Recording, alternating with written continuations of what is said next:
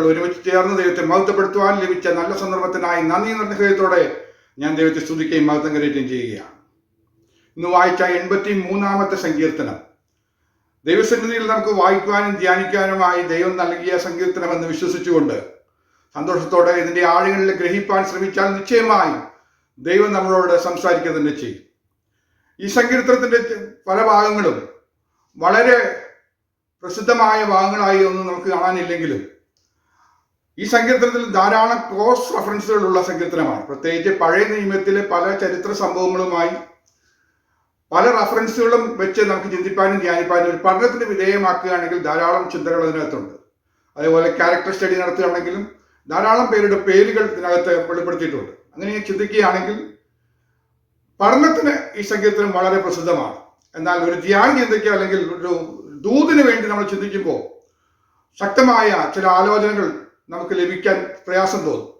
എന്നാൽ ദൈവത്തിന്റെ ആത്മാവ് എന്നോട് ഇടപെട്ടപ്പോൾ ചിന്തിക്കാൻ ധ്യാനിപ്പാനായിട്ട് ദൈവമക്കളോട് ഷെയർ ചെയ്യുവാനായിട്ട് 1-2 ചിന്തകൾ എൻ്റെ ഹൃദയത്തിൽ തന്നു. അത് ഇന്ന് ദൈവമക്കളുമായി പങ്കുവയ്ക്കാനായിട്ട് താല്പര്യപ്പെടുകയാണ്. അതിൻ്റെ 1-ാമത്തെ വാക്യം അല്പനേരം ഒന്ന് ധ്യാനിച്ചതിന് ശേഷം മറ്റൊരു വാക്യം കൂടെ ചിന്തിപ്പാനായിട്ട് താല്പര്യപ്പെടുകയാണ്. 2 വാക്യങ്ങളാണ് ഇന്ന് ധ്യാനത്തിനായി എടുക്കുവാനായിട്ട് ആഗ്രഹിക്കുന്നത്. 1-ാമത്തെ വാക്യത്തിൽ പറയുന്നത്, ദൈവമേ മിണ്ടാതിരിക്കരുത്, ദൈവമേ മൗനമായും സ്വസ്ഥമായും ഇരിക്കരുത്. ഭക്തന്മാരുടെ ജീവിതത്തിൽ അവന്റെ ജീവിതത്തിൽ നേരിടുന്ന പ്രതിസന്ധികളുടെ മധ്യത്തിൽ പലപ്പോഴും അവന് തോന്നിയിട്ടുള്ള ഒരു കാര്യമാണ്, എൻ്റെ ദൈവം മൗനമായിരിക്കുന്നു, എൻ്റെ ദൈവം സ്വസ്ഥമായിരിക്കുന്നു, എന്നോടൊന്നും സംസാരിക്കുന്നില്ല എന്ന്. അത് എല്ലാവർക്കും അത് ഫീൽ ചെയ്യൊന്നുമില്ല. ദൈവശബ്ദം കേട്ട് അതിൻ്റെ ആജ്ഞ അനുസരിക്കുന്ന വീരന്മാരായി പോകുന്ന ദൈവഭക്തന്മാരെ സംബന്ധിച്ച് ദൈവശബ്ദം കേൾക്കാനില്ലാത്ത ഒരു സാഹചര്യം വന്നാൽ, ദൈവത്തിൽ നിന്ന് ഒന്നും കേൾക്കുവാനോ മനസ്സിലാക്കാനോ കഴിയാതെ വന്നാൽ നിശ്ചയമായും അവർ വളരെയധികം ദുഃഖിതരായിത്തീരും എന്നതിന് സംശയമില്ല. നമുക്ക് ചിന്തിക്കാനായിട്ട് വേണമെങ്കിൽ ധ്യാനത്തിന് വേണ്ടി ഒരു സന്ദർഭം ഞാൻ നിങ്ങളുടെ ശ്രദ്ധയിൽ കൊണ്ടുവരാം. മെസൊപ്പൊട്ടാമിയയിലെ ഊരിൽ നിന്ന് കർത്താവ് വിളിച്ചു വേർതിരിച്ച അബ്രഹാമിനോട് പറഞ്ഞു, ഞാൻ കാണിപ്പാനിരിക്കുന്ന ദേശത്തേക്ക് നീ പുറപ്പെടാൻ പറഞ്ഞു. സ്വന്തക്കാരെയും പിതൃപരവും ചർച്ചക്കാരെയും ഒക്കെ വിട്ട് നീ പുറപ്പെടാൻ പറഞ്ഞു. അത് പറഞ്ഞപ്പോ അബ്രഹാം അതനുസരിച്ചു. അന്ന് മുതൽ അബ്രഹാം ദൈവത്തിന് ശബ്ദം കേട്ടാണ് നടന്നുകൊണ്ടിരുന്നത്. വഴി ഇന്നതെന്നോ സ്ഥലം ഇന്നതെന്നോ വ്യക്തമാക്കി കൊടുക്കാത്തത് കൊണ്ട് തന്നെ കർത്താവിന്റെ ശബ്ദം കേട്ട് അതനുസരിച്ച് മുന്നോട്ട് പോയിക്കൊണ്ടിരുന്ന അബ്രഹാമിനോട് ഒരു ദിവസം ദൈവം പറഞ്ഞു, അബ്രഹാമിനെ പരീക്ഷിച്ചത് എങ്ങനെയെന്നാൽ എന്ന് പറഞ്ഞുകൊണ്ട് പറയുന്നത് ഇങ്ങനെയാണ്, നിന്റെ ഏകജാതനായ പുത്രൻ ഇസ്ഹാക്കിനെ തന്നെ യാഗമായി അർപ്പിക്കണമെന്ന് പറഞ്ഞുകൊണ്ട്, അല്ലെങ്കിൽ ആരാധന കഴിക്കാനായിട്ട് ദൈവത്തിന്റെ ഒരു നിയോഗം ലഭിച്ചത് അങ്ങനെയായിരുന്നു. ഏകജാതനായ മകൻ ഇസ്ഹാക്കിനെ തന്നെ യാഗമായി കഴിക്കും. ആ സന്ദേശം കിട്ടി, അല്ലെങ്കിൽ ആ ആജ്ഞ കിട്ടി, ആ ശബ്ദം കേട്ടതിന് ശേഷം അബ്രഹാമിനെ സംബന്ധിച്ച് വലിയ പ്രതിസന്ധിയുടെ ഒരു സന്ദേശമാണ് കിട്ടിയത്. താൻ സ്നേഹിക്കുന്ന ഏറെ നാൾ കാത്തിരുന്ന് ലഭിച്ച തന്റെ വാഗ്ദത്ത സന്തതിയെ യാഗമായി അർപ്പിക്കണം. എന്നാൽ ദൈവാലോചനയ്ക്ക് മറുത്തു നിൽക്കാതെ ജീവിതം മുന്നോട്ട് കൊണ്ടുപോകുന്ന അബ്രഹാമിനെ സംബന്ധിച്ച് ദൈവശബ്ദം 1-ാം സ്ഥാനത്ത് തന്നെയായിരുന്നു. എന്നാൽ നമുക്ക് കാണാനായിട്ട് കഴിയുന്നത്, തുടർന്ന് മകനെയും കൊണ്ട് വിറകുമെടുത്തുള്ള യാത്ര നമ്മൾ കാണുന്നുണ്ട്. ഒരു 3 ദിവസത്തെ വഴിദൂരം നടക്കുന്നുണ്ട്. സമയത്ത് നമ്മൾ വായിക്കുന്നത് അബ്രഹാമും മാനും തമ്മിൽ സംസാരിച്ചിട്ടേ ഇല്ല. പൃഥ്വിമാൻ കൂടെ ഉള്ളതുകൊണ്ടായിരിക്കാൻ ചിലപ്പോൾ സംസാരിച്ചിട്ടില്ല, അതൊന്നും അവിടെ കാണുന്നില്ല. ആ ഒരു സന്ദർഭം നമ്മളൊന്ന് ചിന്തിച്ചാൽ മതി. ആ 3 ദിവസം നടന്നു പോകുമ്പോൾ ഒരു ശബ്ദവുമില്ല. എന്താ ശബ്ദം? മകനെ യാഗം കഴിക്കണമെന്ന് പറഞ്ഞു. അതിന് പകരം ഒരു സൊല്യൂഷൻ അവിടെ കർത്താവ് പറയുന്നേ ഇല്ല. കർത്താവ് മൗനമായിരിക്കുകയാണ്. അതോ കർത്താവ് സ്വസ്ഥമായിരിക്കുകയാണോ? എന്താ? ഒരു കാര്യവും കാണുന്നില്ല, ഒരു ശബ്ദം പോലും പറയുന്നില്ല. മകൻ ഒരു ചോദ്യം ചോദിക്കുന്നുണ്ട്, അപ്പാ വിറകുണ്ട്, തീയുണ്ട്, എന്നാൽ യാഗം കഴിക്കാനുള്ള ആട്ടുകുട്ടി എവിടെയെന്ന് ചോദിക്കുമ്പോൾ അതിന് മറുപടി കൊടുക്കണ്ടേ? പതറാതെ അബ്രഹാം പറഞ്ഞു, യഹോവ കരുതിക്കൊള്ളുമെന്നൊരു വാക്ക് പറഞ്ഞ് മുന്നോട്ട് പോകുക. ഈ സന്ദർഭത്തിലൊന്നും മകനോട് എന്ത് പറയണമെന്നോ, നീ തിരിച്ചു ചെല്ലുമ്പോൾ എന്ത് പറയണമെന്നോ, എന്തായിരിക്കും ഇതിന്റെ പരിണിത ഫലമെന്നോ ഒന്നും തന്നെ കർത്താവ് മിണ്ടുന്നില്ല. ദൈവം അവനോട് സംസാരിക്കുന്നേ ഇല്ല. ഈ ഒരു സിറ്റുവേഷനിലൂടെ പോകുന്ന അനുഭവം വളരെ വേദനാജനകമാണ്. ദൈവഭക്തർക്ക് മാത്രം അനുഭവപ്പെടുന്ന ഒരു ഫീലിംഗ് ആണ്. കാരണം എല്ലാം ചെയ്തുകൊണ്ടിരിക്കുന്നത് ദൈവശബ്ദത്തിന് അനുസരണമായിട്ടാണ്. ദൈവശബ്ദം എന്ത് പറയുന്നു അതനുസരിച്ച് ജീവിക്കുന്ന ഒരു വ്യക്തിയെ സംബന്ധിച്ച് ദൈവശബ്ദത്തിന്റെ പ്രാധാന്യം ഏറ്റവും അധികം. ഇനി നെക്സ്റ്റ് സ്റ്റെപ്പ് എന്താണെന്ന് അറിയാൻ വേണ്ടി കാത്തിരിക്കുന്ന സമയത്ത് ഒരു മറുപടിയും കിട്ടാതിരിക്കുകയാണെങ്കിൽ വളരെയധികം അവർ ക്ഷീണിതരായി മാറും, അവർ അസ്വസ്ഥരായി മാറും. അവരുടെ പ്രാർത്ഥനാവാചകം ഇങ്ങനെ തന്നെയായിരിക്കും, ദൈവമേ മിണ്ടാതിരിക്കരുത്. ഈ സങ്കീർത്തനത്തിലും അത് തന്നെയാണ് സങ്കീർത്തനക്കാരൻ പറയുന്നത്. ഇസ്രായേലിലെ നിവാസങ്ങളൊക്കെ തകർത്ത് ശത്രുക്കൾ വന്ന് എല്ലാം മുടിച്ചുകൊണ്ടിരിക്കുമ്പോൾ ദൈവത്തിന്റെ യാതൊരു പ്രവൃത്തിയും കാണാനില്ലല്ലോ എന്ന് ഓർത്ത് ദുഃഖത്തോടെ കരയുന്ന ഒരു വിലാപ പ്രാർത്ഥനയായിട്ട് നമുക്ക് ഇതിനെ കാണാനായിട്ട് കഴിയും. ദൈവമക്കളെ, നമ്മെ സംബന്ധിച്ച് നമ്മുടെ ജീവിതത്തിന്റെ പ്രതിസന്ധികളുടെ മധ്യത്തിൽ ദൈവശബ്ദം കേൾക്കാനില്ലെങ്കിൽ നമ്മൾ വ്യസനിച്ചു പോകാം. എന്നാൽ ഒരു കാര്യം എനിക്ക് പറയാനുണ്ട്.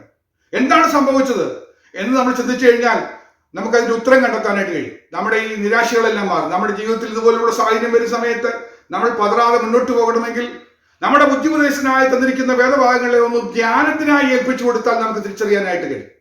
എന്താണ് ഇതിന്റെ ധ്യാനം? നമുക്ക് കാണാനായിട്ട് കഴിയുന്നത്, മോറിയ മലയിലേക്ക് ഇസ്ഹാക്കിനെയുമായി അബ്രഹാം കടന്നു പോകുന്നു, വിറകടക്കി വെക്കുന്നു, എല്ലാ കാര്യങ്ങളും ക്രമീകരണം ചെയ്യുന്നു. കത്തിയെടുത്ത് ഓങ്ങുന്ന സമയത്താണ് പറഞ്ഞത് ബാലിന്റെ മേൽ കൈവയ്ക്കരുത്. അപ്പോഴാണ് ശബ്ദം കേട്ടത്. അപ്പോഴാണ് നമ്മുടെ ചോദ്യം വരുന്നത്, ഇതുവരെ എന്താണ് കർത്താവ് മിണ്ടാതിരുന്നത്? അതിന് ഭക്തന്മാരുടെ ധ്യാന ചിന്തകളിൽ പലരും പറഞ്ഞിരിക്കുന്ന ഒന്ന് രണ്ട് ആശയങ്ങൾ ഞാൻ പെട്ടെന്ന് പറയാം. ഒന്ന് പറയുന്നത്, കഴിഞ്ഞ 3 ദിവസമായി ഇവർ മല കയറിക്കൊണ്ടിരിക്കുമ്പോൾ ആ മലയുടെ മറുസൈഡിലൂടെ ദൈവം ഒരു ആട്ടിൻകുട്ടിയെ മല കയറ്റിക്കൊണ്ടിരിക്കുകയാണ് എന്ന ഒരു ചിന്ത ഒരു ഭക്തൻ പറഞ്ഞിട്ടുണ്ട്. പല ഭക്തന്മാരും അതിനോട് യോജിക്കുന്നുണ്ട്. അതായിരിക്കാം കാരണം മലയുടെ മുകളിലേക്ക് ഒരു ആട്ടിൻകുട്ടി എത്തണ്ടേ. കഴിഞ്ഞ 3 ദിവസമായി ഇവർ നടക്കുന്നത് അനുസരിച്ച് തന്നെ അങ്ങേ സൈഡിലൂടെ മലയുടെ മറ്റൊരു ഭാഗത്തു നിന്ന് ആട്ടിൻകുട്ടി കയറി വരികയാണ്. കർത്താവ് അവിടെ പ്രവർത്തിച്ചുകൊണ്ടിരിക്കുകയാണ്. നിന്റെ ജീവിതത്തിൽ ഒരു പ്രതിസന്ധിയിലേക്ക് തള്ളിവിടുകയില്ല. നീ ഏത് പ്രതിസന്ധിയിലേക്ക് എത്തുന്നു ആ സന്ദർഭത്തിൽ അതിന് വേണ്ടുന്ന മറുപടിയുമായി, ആ പ്രതിസന്ധിയെ തരണം ചെയ്യേണ്ടത് എങ്ങനെയാണോ അതിന് വേണ്ടുന്ന വഴികളും മുഖാന്തരങ്ങളുമായി എന്റെ ദൈവം പ്രവർത്തിച്ചുകൊണ്ടിരിക്കുകയാണ്. സ്വസ്ഥമായി ഇരിക്കുകയല്ലായിരുന്നു എന്ന് കാണാനായിട്ട് കഴിയും. എന്നിട്ടും മിണ്ടേണ്ട സമയം വന്നപ്പോൾ, വാ തുറക്കേണ്ട, ശബ്ദം പുറപ്പെടുവിക്കേണ്ട സമയം വന്നപ്പോൾ കർത്താവ് അവനോട് സംസാരിക്കുന്നതായിട്ടാണ് അവിടെ കാണാനായിട്ട് കഴിയുന്നത്. അത് ഒരു ശ്രേഷ്ഠമായ ചിന്തയാണ്. മറ്റൊരു ചിന്ത ഒരു ഭക്തനിൽ കൂടെ കേട്ടത്, അല്ലെങ്കിൽ ദൈവഭക്തന്മാർ ചിന്തിക്കുന്ന മറ്റൊരു ചിന്ത ഇതാണ്. അത് ഇപ്രകാരമാണ്, ആടിന്റെ കൊമ്പ് കുലുങ്ങിക്കിടക്കുകയാണെന്ന് പറയുന്നു. എന്ന് പറഞ്ഞാൽ കർത്താവിന്റെ പ്രവൃത്തി 3 ദിവസം മുമ്പല്ലേ ആരംഭിച്ചത്. ഒരാടിന്റെ കൊമ്പ് കുലുങ്ങത്തക്ക വേണം വലുതാകണമെങ്കിൽ ഏതാണ്ട് 6 മാസം പ്രായമെങ്കിലും വേണമെന്നാണ് പറയുന്നത്. അങ്ങനെയെങ്കിൽ നിനക്ക് വേണ്ടി ദൈവത്തിന്റെ ഒരു കരുതൽ ഒരുക്കുമ്പോൾ, നിന്നോടൊരു കാര്യം പറയുന്നതിന് എത്രയോ മാസങ്ങൾക്ക് മുമ്പ് കർത്താവ് മൗനമായിരിക്കുകയല്ല, നിനക്ക് വേണ്ടി പ്രവർത്തിച്ചു കൊണ്ടിരിക്കുകയാണ്. ഒരു ആട്ടിൻകുട്ടി അതിനുവേണ്ടി ഒരുക്കി അതിനെ വളർത്തി പരിപാലിച്ചു കൊണ്ടുവരുന്ന ഒരു രംഗം അവിടെ കാണാനായിട്ട് കഴിയുന്നു. ഈ ചിന്തകള് നമ്മെ പഠിപ്പിക്കുന്ന ഒരു കാര്യമുണ്ട്. നമ്മുടെ ജീവിതത്തിലെ പ്രതിസന്ധികളുടെ മധ്യത്തിൽ ദൈവം മൗനമായിരിക്കുന്നുവെങ്കിൽ അതിന്റെ അർത്ഥം നിനക്ക് വേണ്ടി പ്രവർത്തിക്കുന്നു എന്നാണ് അർത്ഥം. എന്റെ ദൈവത്തിന് ശബ്ദം കേൾക്കുന്നില്ലെങ്കിൽ ആ വിഷയത്തിന് വേണ്ടി എന്റെ ദൈവം ശക്തമായി പ്രവർത്തിച്ചുകൊണ്ടിരിക്കുകയാണ്. നമ്മൾ ചിന്തിക്കുന്നതിനും നനയ്ക്കുന്നതിലും അത്യന്തപരമായുള്ള ഒരു ദൈവിക മറുപടി ഒരുക്കിക്കൊണ്ടിരിക്കുന്നു എന്ന് വ്യക്തമായി മനസ്സിലാക്കാൻ കഴിയുന്ന ഒരു ഭാഗമാണ് ഈ ധ്യാനചിന്ത. അങ്ങനെയെങ്കിൽ നമുക്ക് മനസ്സിലാക്കാനായിട്ട് കഴിയുന്നത്, ദൈവമക്കളെ, നമ്മുടെ ജീവിതത്തിൽ എത്ര പ്രതിസന്ധി വന്നാലും ഭാരങ്ങൾ വന്നാലും ഭാഷണമില്ല, ശബ്ദം കേൾക്കാനുമില്ല എന്ന് പറയുന്ന രീതിയിലേക്ക് നമ്മൾ നിരാശപ്പെടേണ്ട കാര്യമില്ല. ഒരു മൗനത ദൈവത്തിൽ നിന്ന് നമുക്ക് ഫീൽ ചെയ്യുന്നുണ്ടെങ്കിൽ ഓർക്കുക, എന്റെ ദൈവം വെറുതെ മൗനമായിരിക്കുകയല്ല, എന്റെ ദൈവം സ്വസ്ഥമായിരിക്കുകയാണ്. എത്ര പേർ വിശ്വസിക്കുന്നു, എന്റെ കർത്താവേ അങ്ങ് എനിക്ക് വേണ്ടി പ്രവർത്തിക്കുന്ന ദൈവമാണ്. മൗനമായിരിക്കുന്ന സമയത്ത് എന്റെ ദൈവം പ്രവർത്തിക്കുന്നത് വിശ്വസിക്കുന്ന ദൈവമക്കൾ ദൈവത്തെ സ്തുതിച്ച് ആരാധിച്ചാട്ടെ. ഹല്ലേലൂയ, ദൈവത്തെ നന്ദിയോടെ സ്തുതിച്ചാട്ടെ. ഇന്ന് ജീവിതത്തിൽ ചില പ്രതിസന്ധികളുടെ മധ്യത്തിൽ പ്രാർത്ഥിച്ചിട്ട് മറുപടി കിട്ടുന്നില്ല. ചില നാളുകളായി ചില വിഷയങ്ങൾക്ക് വേണ്ടി ഞാൻ ധ്യാനിച്ചുകൊണ്ടിരിക്കുകയാണ്, തലമുറയ്ക്ക് വേണ്ടി ഞാൻ പ്രാർത്ഥിച്ചുകൊണ്ടിരിക്കുകയാണ്, എന്നിട്ടും എനിക്ക് മറുപടി ലഭിക്കുന്നില്ലെന്ന് പറഞ്ഞുകൊണ്ട് വ്യാകുലപ്പെടുന്ന ചിലരോട് ദൈവത്തിന്റെ ആത്മാവ് എന്ന് വ്യക്തമായി സംസാരിക്കുകയാണ്. നിനക്ക് വേണ്ടി, നിന്റെ തലമുറയ്ക്ക് വേണ്ടി എന്റെ ദൈവം പ്രവർത്തിച്ചുകൊണ്ടിരിക്കുന്ന സമയമെന്ന് മനസ്സിലാക്കിക്കൊണ്ട് ദൈവത്തിന് സ്തുതിച്ചാട്ടെ. ഒരിക്കലും നിരാശപ്പെടേണ്ടതില്ല. ഇതിന്റെ ഫലം കാണാനായിട്ട് പോകുന്നത് അടുത്ത നിമിഷങ്ങളിൽ. എപ്പോഴാണ് ഈ പ്രതിസന്ധി രൂക്ഷമായി വരുന്നത്? അതിന്റെ മധ്യത്തിൽ ഒന്നുകൂടെ പറഞ്ഞാൽ വാളിനും കഴുത്തിനും ഇടയ്ക്ക് വെച്ച് ദൈവശബ്ദം കേൾക്കാൻ പോകുകയാണ്. ദൈവശബ്ദത്തിന്റെ അകത്ത് നിനക്ക് വേണ്ടി ഇത്രയും നാൾ കരുതിയത് എല്ലാം വെളിപ്പെട്ടു വരുന്ന ദൈവപ്രവൃത്തി, അത്ഭുത പ്രവൃത്തി കാണാനായിട്ട് കഴിയും. അത് വിശ്വസിക്കുന്ന ദൈവമക്കൾ, കർത്താവേ ഈ ദിവസങ്ങളിൽ കർത്താവേ അങ്ങ് എനിക്ക് വേണ്ടി പ്രവർത്തിച്ചത്, ആ മൗനമായിരുന്ന സമയത്ത് എനിക്ക് വേണ്ടി പ്രവർത്തിച്ച ദൈവ പ്രവൃത്തി കാണുവാൻ ഞാൻ ആഗ്രഹിക്കുന്നു എന്ന് പറഞ്ഞുകൊണ്ട് ദൈവത്തിന് മഹത്വം കൊടുത്താട്ടെ. ഹല്ലേലൂയ. ദൈവത്തെ സ്തുതിച്ച് മഹത്വം കൊടുക്കുമ്പോൾ ദൈവശക്തി നമ്മിലേക്ക് വ്യാപരിക്കുക തന്നെ ചെയ്യും. ഇതേ സന്ദർഭം തന്നെ നമുക്ക് കാണാനായിട്ട് കഴിയുന്നുണ്ട്. ഇയ്യോബിന്റെ ചരിത്ര പശ്ചാത്തലം നമ്മൾ എടുത്ത് പഠിക്കുകയാണെങ്കിൽ നമുക്ക് കാണാൻ കഴിയുന്ന ചിന്താശകലം ഇത് തന്നെയാണ്. വേലി പൊളിക്കാൻ സാത്താൻ അനുവാദം കൊടുത്തു. അതിനുശേഷം ഇയ്യോബിനോട് ദൈവം ഒന്നും മിണ്ടുന്നില്ല. ഇയ്യോബിന്റെ സ്ഥിതി വളരെ ശോചനീയമായി മാറുകയാണ്. ഇയ്യോബിനോട് പലരും വന്ന് സംസാരിക്കുന്നുണ്ട്, അവന്റെ ഭാര്യ വന്ന് സംസാരിക്കുന്നുണ്ട്, സ്നേഹിതന്മാർ വന്ന് സംസാരിക്കുന്നുണ്ട്. എന്നാൽ ദൈവിക ഇടപെടലൊന്നും കാണാനില്ല. എന്നാൽ ഏറെ കഴിഞ്ഞതിന് ശേഷമാണ് ഒരു ദൈവിക ഇടപെടൽ ഇയ്യോബിനുണ്ടാകുന്നത്. ആ സമയത്ത് ഇയ്യോബ് അനുഭവിച്ചുകൊണ്ടിരുന്ന യാതനകളും കഷ്ടതകളും ക്ലേശങ്ങളും ഞാൻ ചിന്തിക്കുമ്പോൾ വളരെ പ്രയാസപ്പെട്ടു പോകും. ഏത് ഭക്തനും തളർന്നു പോകുന്ന സമയമാണ്. എന്താ ഭക്ത, ഇത്രയും പ്രതിസന്ധി വന്ന സമയത്ത് നിന്റെ ഭാര്യ സംസാരിക്കുന്നുണ്ട്, സ്നേഹിതന്മാർ സംസാരിക്കുന്നുണ്ട്, അവരെല്ലാം ദുഃഖിപ്പിക്കുന്ന ആശ്വാസപ്രദന്മാരാ. അവരുടെ ശബ്ദമല്ല നമുക്ക് എടുക്കുന്നത്. ഒരു ആശ്വാസം നമുക്ക് പ്രാപിക്കണമെങ്കിൽ അതിനു വേണ്ടുന്ന മറുപടി ലഭിക്കേണ്ടത് ദൈവത്തിന്റെ ശബ്ദമാണ്. അങ്ങനെയാണെങ്കിൽ നമുക്ക് ചിന്തിക്കാനായിട്ട് കഴിയുന്നത്, ദൈവം മൗനമായിരിക്കാതെ ഒരു വാക്ക് തന്നാൽ മതി. മറ്റനേക ആശ്വാസപ്രദന്മാരുണ്ടെങ്കിലും ഈ ഒരു വാക്കുകൊണ്ട് നമുക്ക് ആശ്വാസം ലഭിക്കും. ആശ്വാസപ്രദന്മാരെ എത്ര വന്ന് ആശ്വസിപ്പിച്ചാലും അവർ നമ്മെ ദുഃഖിപ്പിക്കും. ഒരു ചെറിയ ആശ്വാസം പോലും ലഭിക്കാൻ കഴിയാതെ നമ്മൾ ചിലപ്പോൾ തേങ്ങി നിലവിളിക്കേണ്ടി വന്നേക്കാം. എന്നാൽ ആ സന്ദർഭത്തിൽ നമുക്ക് മനസ്സിലാക്കാനായിട്ട് കഴിയുന്നത്, ദൈവം മൗനമായിരിക്കുകയല്ലേ, നഷ്ടപ്പെട്ടതിനെയെല്ലാം ഇരട്ടിയാക്കിക്കൊണ്ടിരിക്കുകയാണ്. എത്ര പേർ വിശ്വസിക്കുന്നു? നിന്റെ കഷ്ടതയുടെ മധ്യത്തിൽ, പരിശോധനയുടെ മധ്യത്തിൽ, ജീവിതത്തിൽ നേരിട്ട വിഷയങ്ങളുടെ മധ്യത്തിൽ, നിനക്ക് നഷ്ടമായിക്കൊണ്ടിരിക്കുന്ന എന്തൊക്കെയാണ് നിനക്ക് ലോസ് ആയിരിക്കുന്നത്, അതിനെല്ലാം ഇരട്ടിയായി വർദ്ധിപ്പിക്കാൻ കഴിയുന്ന ദൈവപ്രവൃത്തി വെളിപ്പെടുവാനുള്ള സമയം ആയിരിക്കുകയാണ്. അത് ഒരുക്കിയതിന് ശേഷം എന്റെ ദൈവം നിന്നോട് സംസാരിക്കും. ഹല്ലേലൂയ. അതാണ് ദൈവമക്കളെ നമ്മുടെ പ്രത്യാശ. നമ്മുടെ ദൈവം മൗനമായിരിക്കുന്ന ദൈവമല്ല. ദൈവം മൗനമായിരിക്കുന്നുവെങ്കിൽ അവൻ സ്വസ്ഥമായിരിക്കുകയല്ല, അവൻ നമുക്ക് വേണ്ടി പ്രവർത്തിച്ചു കൊണ്ടിരിക്കുകയാണ്. അവന്റെ പ്രവൃത്തി ദോഷമുള്ളതല്ല, നമ്മുടെ നന്മയ്ക്കായി, നമ്മുടെ പ്രതിസന്ധിക്ക് പരിഹാരം വരുത്തുവാനായിട്ടുള്ള ദൈവിക ഇടപെടലാണെന്ന് മനസ്സിലാക്കിക്കൊണ്ട് നമ്മുടെ ദൈവത്തെ നമുക്ക് സ്തുതിച്ച് ആരാധിക്കാനായിട്ട് കഴിയട്ടെ.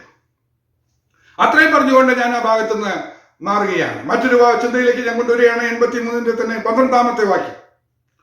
നാം ദൈവത്തിന്റെ നിവാസങ്ങളെ നമുക്ക് അവകാശമാക്കി കൊള്ളുക എന്ന് അവർ പറഞ്ഞുവല്ലോ. നാം ദൈവത്തിന്റെ നിവാസങ്ങളെ, ശത്രുവിന്റെ ഒരു പ്രധാനപ്പെട്ട പദ്ധതി പറയുകയാണ്. എന്താ ശത്രു ചെയ്യുന്ന കാര്യം? ദൈവത്തിന്റെ നിവാസങ്ങളെ പിശാചിന് അവകാശമാക്കി എടുക്കണം. അത് അവകാശമാക്കുവാൻ വേണ്ടി പദ്ധതി ഒരുക്കിക്കൊണ്ടാണ് ഈ ശത്രു എല്ലാ ആക്രമണവും ചെയ്തുകൊണ്ടിരിക്കുന്നത്. അങ്ങനെയെങ്കിൽ ദൈവമക്കളെ, നാം മനസ്സിലാക്കേണ്ട ചില എന്തുകളുണ്ട്. എന്താണ് ദൈവത്തിന്റെ നിവാസം എന്ന് പറഞ്ഞാൽ?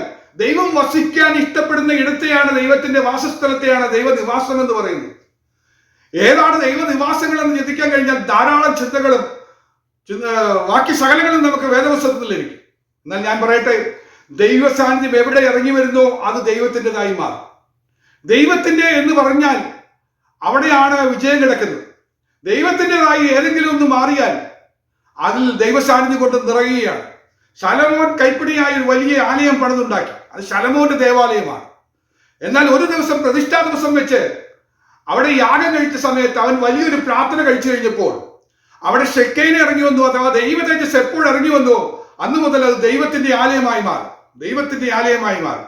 ദൈവത്തിന്റെ ആലയമായി മാറിക്കഴിഞ്ഞാൽ അവിടെ തിരുസാന്നിധ്യം എപ്പോഴും വന്ന് നിറയുക തന്നെ ചെയ്യും. ദൈവമക്കളെ, ദൈവത്തിന്റെ എന്ന് പറഞ്ഞ ചില ഭാഗങ്ങളുണ്ട്, അത് നമുക്ക് ചിന്തയ്ക്ക് കൊണ്ടുവരേണ്ട കാര്യമുണ്ട്. എന്നാൽ ഞാൻ ചിന്തിക്കട്ടെ, ഈ ദൈവത്തിന്റെ നിവാസത്തെ കുറിച്ചുള്ള 1-2 വാക്യങ്ങൾ മാത്രം ഞാൻ നിങ്ങളുടെ ശ്രദ്ധയിൽ ഒന്ന് കൊണ്ടുവരാനായിട്ട് താല്പര്യപ്പെടുകയാണ്. ഒന്നാമത്, പുറപ്പാട് പുസ്തകം 40-ാം അധ്യായം 2-ാം വാക്യം. 1-ാം മാസം 1-ാം തീയതി നീ സമാഗമന കൂടാരം എന്ന തിരുനിവാസം നിവർക്കണം. അപ്പൊ വേദപുസ്തകത്തിൽ, പഴയ നിയമത്തിൽ ഭക്തന്മാർ പറഞ്ഞിരിക്കുന്ന സൂചനയിൽ ദൈവനിവാസം എന്ന് ഉദ്ദേശിക്കുന്നത് സമാഗമന കൂടാരത്തെയാണ്. അത് നിവർക്കണം. ആ കൽപ്പനയെ കുറിച്ചാണ് അവിടെ വായിക്കുന്നത്. അവിടെ പറയുന്നത് സമാഗമന കൂടാരം ദൈവത്തിന്റെ നിവാസമാണ്. ദൈവമക്കളോട് കൂടെ സാമീപ്യം അനുഭവിക്കാനായിട്ട്, ദൈവവുമായിട്ടുള്ള മനുഷ്യർക്ക് സംസർഗം ലഭിക്കുന്ന ഒരു ഇടമായിട്ട്, സംഗമിക്കുന്ന ഒരു ഇടമായി മാറ്റിയ സ്ഥലമാണ് സമാഗമന കൂടാരം. അങ്ങനെ ചിന്തിക്കുമ്പോൾ ഒരുപാട് പുസ്തകത്തിൽ നിന്ന് തുടങ്ങിയ ഈ ചിന്ത, അല്ലെങ്കിൽ ഒന്നുകൂടെ ചിന്തിക്കുകയാണെങ്കിൽ ഏതൻ തോട്ടം തൊട്ട് നമുക്ക് ചിന്തിക്കാനായിട്ട് കഴിയും. ദൈവ സാന്നിധ്യം സന്ധ്യാസമയങ്ങളിൽ ഏതൻ തോട്ടത്തിൽ ഇറങ്ങി വന്നത് തൊട്ട് ചിന്തിക്കുകയാണെങ്കിൽ, ദൈവത്തിന്റെ നിവാസമായിരുന്ന ഏതൻ തോട്ടം എന്ന് ചിന്തിക്കുകയാണെങ്കിൽ, ഉൽപ്പത്തി മുതൽ വെളിപ്പാട് വരെയും ദൈവനിവാസങ്ങളെ കുറിച്ചുള്ള പരാമർശമുണ്ട്. വെളിപ്പാട് പുസ്തകത്തിൽ എത്തുമ്പോൾ ഇതാ മനുഷ്യരോടുകൂടെ ദൈവത്തിന്റെ കൂടാരം എന്ന ഭാഗം വരുമ്പോഴേക്കും നമുക്ക് കാണാനായിട്ട് കഴിയുന്നുണ്ട്. അങ്ങനെയെങ്കിൽ ചിന്തിക്കുക, ഉൽപ്പത്തി മുതൽ വെളിപ്പാട് വരെയുള്ള ഒരു ചിന്താശരണി തന്നെയാണ് ദൈവനിവാസം എന്ന് പറയുന്നത്. എന്നാൽ ഇന്ന് ശ്രദ്ധയെ കൊണ്ടുവരുന്നത്, ഒന്ന്, ദൈവത്തിന്റെ ആലയം ദൈവത്തിന്റെ നിവാസമാണ്. 2-ാം മർക്കോസിന്റെ സുവിശേഷം 14:58 പറയുന്നത്, ഞാൻ കൈപ്പിണിയായി ഈ മന്ദിരം പൊളിച്ച് 3 ദിവസം കൊണ്ട് കൈപ്പണിയല്ലാത്ത മറ്റൊന്ന് പണിയും എന്ന് ഇവൻ പറഞ്ഞത് ഞങ്ങൾ കേട്ടു എന്ന് കള്ളസാക്ഷ്യം പറഞ്ഞു. കർത്താവ് ആലയം പൊളിക്കുന്ന കാര്യത്തെക്കുറിച്ച് പറഞ്ഞതു എന്ന് പറഞ്ഞുകൊണ്ട് കള്ളസാക്ഷ്യം പറയുന്നിടത്ത് പറയുന്നത് ഇങ്ങനെയാണ്: കൈപ്പണിയായ ഈ മന്ദിരം പൊളിച്ച്. അത് തന്നെയാണ് സംഭവിച്ചത്. കൈപ്പണിയായ ക്രിസ്തുവിന്റെ ശരീരം പൊളിച്ച് ഒരു മന്ദിരം പണിതു. ഇന്നത്തെ പുതിയ നിയമ ദൈവസഭയെ കാണിക്കുന്ന ഒരു ചിത്രമാണ്. അതിന്റെ വ്യക്തമായ ഒരു ചിത്രം കൂടെ നമുക്ക് കാണാനായിട്ട് കഴിയുന്നു. 1 കൊരിന്ത്യർ 3:16 പറയുന്നു, നിങ്ങൾ ദൈവത്തിന്റെ മന്ദിരം. ദൈവത്തിന്റെ എന്ന് പറയാൻ കാരണം, നിങ്ങൾ ദൈവത്തിന്റെ മന്ദിരമായി മാറാൻ എന്താണ് കാരണം? എപ്പോഴാണ് തിരുസാന്നിധ്യം നിങ്ങളിൽ വന്നിറങ്ങിയത്, ആ സമയത്താണ് അത് ദൈവത്തിന്റെ മന്ദിരമായി മാറുന്നത്.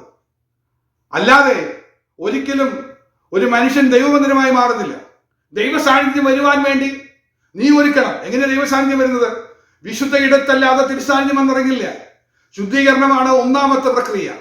ശുദ്ധീകരണത്തിനായി ഒരുങ്ങി തിരുനിറത്താലുള്ള ഒരു കഴുകൽ പ്രാപിച്ച്, ആ കഴുകൽ പ്രാപിച്ച് ശുദ്ധീകരണം പ്രാപിച്ച്, വെള്ളത്താലുള്ള ഒരു കഴുകൽ പ്രാപിച്ച്, ആത്മാവിനാലുള്ള ഒരു ശുദ്ധീകരണം പ്രാപിച്ച് കഴിയുമ്പോൾ തിരുസാന്നിധ്യം ഇറങ്ങി വരുന്നുവെങ്കിൽ ആ തിരുസാന്നിധ്യം ഇറങ്ങി വന്ന വ്യക്തിയെ കുറിച്ച് പറയുന്നതാണ് അത് ദൈവത്തിന്റെ മന്ദിരം എന്ന് പറയുകയാണ്.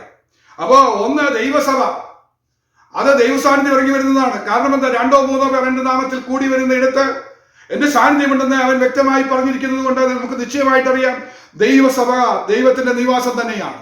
അവിടെ ദൈവത്തിന്റെ സാന്നിധ്യം ഇറങ്ങി വരുന്ന സ്ഥലമാണ്. നമ്മുടെ പ്രാർത്ഥനകളുടെ ഇടയിൽ, നമ്മുടെ കൂട്ടായ്മകളുടെ ഇടയിൽ ദൈവത്തിന്റെ സാന്നിധ്യം അനുഭവിക്കുന്ന ദൈവമക്കളെ ഓർത്ത് ഞാൻ ദൈവത്തെ സ്തുതിക്കുകയാണ്. ഈ ദൈവ സാന്നിധ്യത്തിന് കഴിയാത്ത ഒരു കാര്യവുമില്ല. വളരെ അസാധാരണമായ സംഭവങ്ങൾ പലപ്പോഴും ദൈവ സാന്നിധ്യം അനുഭവിക്കുന്ന ദൈവസഭയിൽ സംഭവിക്കുന്നുണ്ട്. ഞാൻ നാട്ടിൽ ശുശ്രൂഷിച്ചുകൊണ്ടിരുന്ന ദൈവസഭയിൽ ദൈവ സാന്നിധ്യത്തിന് വേണ്ടി ഞാൻ കാത്തിരിക്കുമായിരുന്നു. ദൈവ സാന്നിധ്യമില്ലാതെ ആരാധന നടത്തുന്നത് എനിക്ക് താല്പര്യമില്ലായിരുന്നു. ആ സമയത്ത് ആരാധന തുടങ്ങുന്നതിന് വളരെ മണിക്കൂറുകൾ മുമ്പ് 10 മണിക്കുള്ള ആരാധനയ്ക്ക് 8 മണിക്ക് ആലയത്തിൽ വന്നിരുന്ന് പ്രാർത്ഥന തുടങ്ങും. പലരും നേരത്തെ വരുന്നവരുണ്ട്. അവർ നേരത്തെ വന്ന പ്രാർത്ഥനയിൽ സഹകരിക്കുകയും കൂട്ടായ്മയെ ആചരിക്കുകയും ചെയ്യും. അങ്ങനെ ഒരുമിച്ച് ചേർന്നിരുന്ന് ആരാധിക്കുന്ന സമയത്ത് ഒരു ദിവസം ഞങ്ങളുടെ ആരാധന തുടങ്ങി കുറച്ച് കഴിഞ്ഞപ്പോൾ ഒരു ചെറുപ്പക്കാരൻ വന്ന് അതിന് മധ്യം വന്നിരുന്നു. ഞാൻ ശ്രദ്ധിച്ചു. എന്നാലും വേണ്ടില്ല, ഞാൻ പോയി കാര്യങ്ങളൊന്നും പറഞ്ഞില്ല. സഭയിലെ ആരും വന്ന് പരിചയപ്പെടുത്തിയുമില്ല. അപ്പൊ എനിക്ക് മനസ്സിലായി ഇവിടെ ഇരിക്കുന്ന ആർക്കും ആ വന്നിരിക്കുന്ന ചെറുപ്പക്കാരനെ അറിയില്ല എന്ന് എനിക്ക് മനസ്സിലായി. അതിനുശേഷം ഞാൻ ദൈവത്തിന് സംസാരിച്ചു. സംസാരമൊക്കെ കഴിഞ്ഞ് സാക്ഷ്യത്തിന്റെ സമയം ഞാൻ അല്പം വേർതിരിച്ചപ്പോൾ ഈ മകൻ ചാടി എഴുന്നേറ്റ് സാക്ഷ്യം പറയാനായിട്ട് എഴുന്നേറ്റു. അവൻ പറഞ്ഞു, ഞാൻ ആലുവയിൽ നിന്നാണ് വരുന്നത്. ഞാനിവിടെ എൻ്റെ ഒരു കൂട്ടുകാരൻ്റെ അടുത്തേക്ക് പോവുകയാണ്. ഞാനൊരു പെന്തക്കോസ്ത് കുടുംബത്തിലെ വ്യക്തിയാണ്. എഞ്ചിനീയറിംഗിന് പഠിച്ചുകൊണ്ടിരിക്കുകയാണ്. എന്നാൽ എൻ്റെ സ്നേഹിതനെ കാണാൻ വേണ്ടി ഞാൻ ഇന്ന് ഞായറാഴ്ച പുറപ്പെട്ടതാണ്. എൻ്റെ സഭയുടെ തൊട്ടടുത്തുള്ള ഒരു സ്ഥലത്തേക്കാണ് പോകുന്നത്. അവിടെ നിന്ന് ഒരു 8 മൈലും കൂടെ ദൂരം കൂടെ ഉണ്ട്. 8 കിലോമീറ്റർ ദൂരം ഉള്ള ഒരു സ്ഥലത്തേക്കാണ് പോകുന്നത്. എന്നാൽ വണ്ടി ഇവിടെ എത്തിയ സമയത്ത്, ബസ് ഇവിടെ എത്തിയ സമയത്ത് അവന് വല്ലാത്തൊരു പ്രേരണ, ഇവിടെ ഇറങ്ങാൻ പറഞ്ഞ് വളരെ നിർബന്ധം വന്നു. അങ്ങനെ അവൻ ആ ജംഗ്ഷനിൽ ചാടി ഇറങ്ങുകയാണ്. ദൈവത്തിന്റെ ഒരു ഇടപെടൽ ഉണ്ടായതാണ്. അവൻ ഇറങ്ങി അവിടെ നോക്കിയപ്പോൾ ദൈവസഭയുടെ ബോർഡ് കണ്ടു.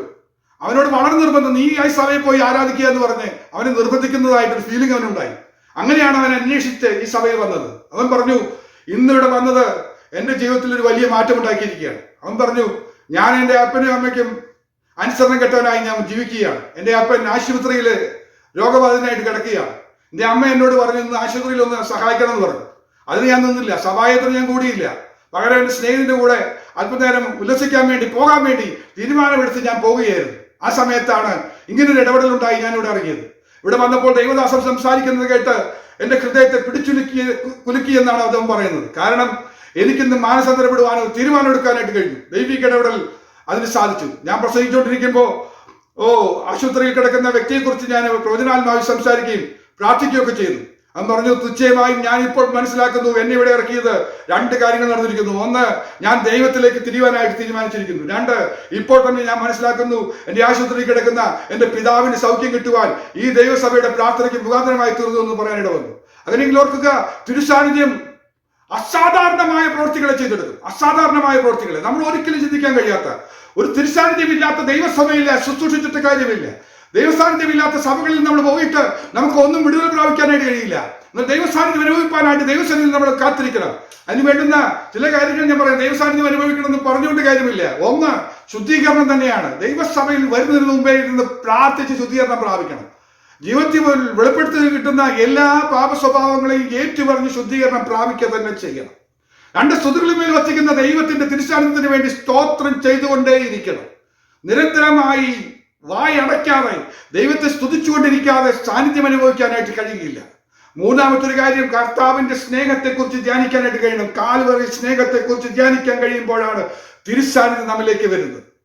ഇത് നമ്മുടെ പ്രത്യാശയായി മുന്നേറി വരുന്ന സമയത്ത് ആത്മാവിന്റെ ശക്തി നമ്മിലേക്ക് നേരിടുകയും നമ്മൾ ആത്മശക്തിയോടെ ദൈവത്തെ ആരാധിക്കുകയും തിരുസാന്നിധ്യം വ്യക്തമായി അനുഭവിക്കുകയും ചെയ്യും. ഇങ്ങനെ തിരുസാന്നിധ്യം ഒരു ദൈവസഭയിൽ അനുഭവിക്കുന്നുവെങ്കിൽ ആ ദൈവസഭയിൽ അത്ഭുതങ്ങൾ നടക്കും. ആ ദൈവസഭയിലേക്ക് ദൈവം ജനങ്ങളെ കൊണ്ടുവരും. ഒരു ആട്ടിൻകുട്ടി മല കയറി വന്നതുപോലെ കുരുക്കിൽ പെട്ടുകിടക്കുന്ന ചിലതിനെ ദൈവം വെളിപ്പെടുത്തി തരും. ആ ദൈവിക പ്രവൃത്തികൾക്ക് വേണ്ടി ദൈവസഭ ഒരുങ്ങട്ടെ. ഇന്നു മുതൽ വലിയ വിടുതൽ കാണുവാൻ തക്കവണ്ണം ദൈവസഭയിൽ നമുക്കതിനു വേണ്ടി ഒന്ന് ഒരുങ്ങാൻ കഴിയട്ടെ. അതുപോലെ ചിന്തിക്കുന്ന രണ്ടാമത്തെ കാര്യം മറ്റൊന്നുമല്ല, നമ്മുടെ ശരീരം. നമ്മൾ വായിച്ചു, ദൈവം വസിക്കുന്ന മന്ദിരമാണ്, ദൈവത്തിന്റെ ആത്മാവ് നിങ്ങളിൽ വസിക്കുന്ന ഒരു ഇടമാണ് നമ്മുടെ ശരീരം. അത് നമ്മൾ മനസ്സിലാക്കണം. അത് മനസ്സിലാക്കുമ്പോൾ നമുക്ക് മനസ്സിലാക്കുന്ന ഒരു കാര്യം, എല്ലാ ശരീരങ്ങളും ദൈവമന്ദിരമല്ല. നമുക്കറിയാം, ഗദ്രദേശത്ത് കിടക്കുന്ന ഒരു മനുഷ്യൻ ആ ശരീരത്തിൽ വസിക്കുന്നത് ദൈവാത്മാവല്ല, ദുരാത്മാവായിരുന്നു.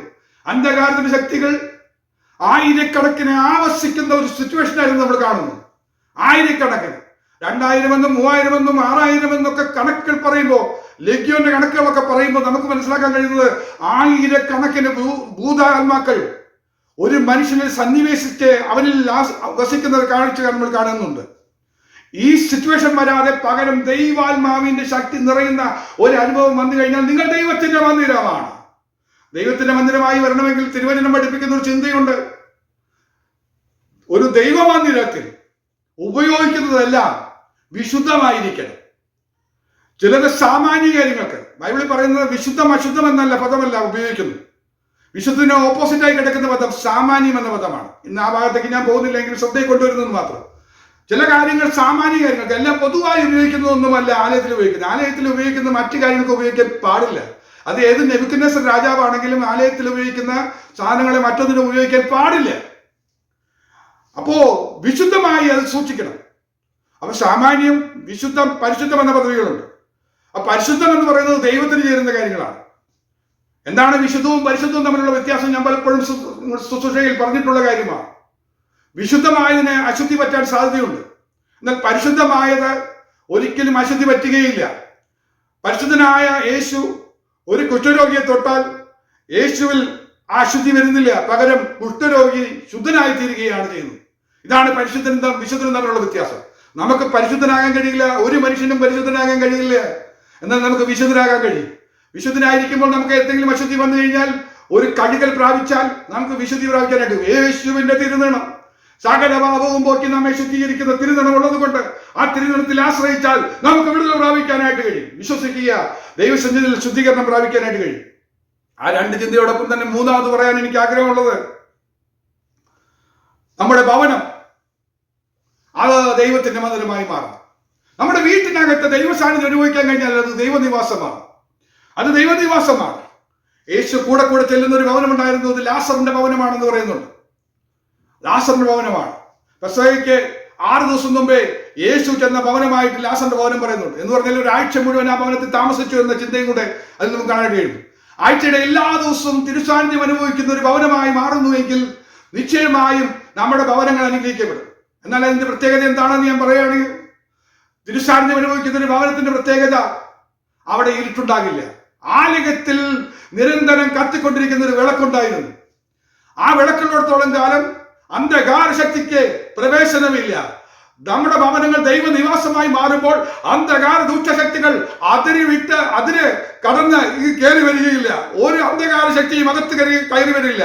എത്ര കട്ടിയുള്ള അന്ധകാരം ചുറ്റുമുണ്ടെങ്കിലും അന്ധകാരം ജാതികളെ കൂരിട്ട് ജാതികളൊക്കെ മൂടുന്ന സമയത്ത് ഈ ഭൂപ്രദേശങ്ങളൊക്കെ മൂടി നിൽക്കുകയാണെങ്കിലും ഈ ഭവനത്തിനകത്തേക്ക് അന്ധകാരം കയറി വരില്ല, അന്ധകാര ശക്തി കയറി വരില്ല. കാരണം ഇത് ദൈവത്തിന്റെ നിവാസമാണ്. കാരണം അവൻ ജ്വലിക്കുന്ന ഒരു പ്രകാശമാണ്.